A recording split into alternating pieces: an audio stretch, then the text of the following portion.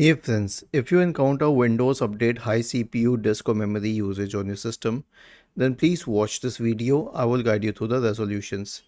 The first solution is to run an SFC scan.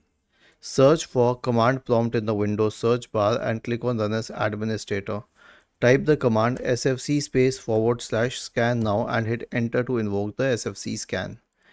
Next one is to reset Windows Update components. So we have a script for this.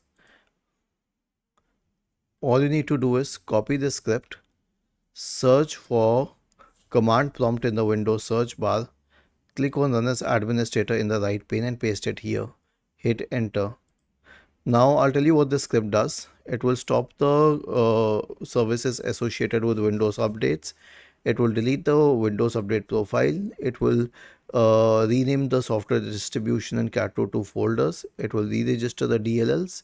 And finally, it will reset WinSock, and then it will restart all the services which are associated. Was this helpful? If yes, then please subscribe to the channel. If not, then let us know in the comment section of the video on how we could help you further. Thank you for watching this video and have a nice day.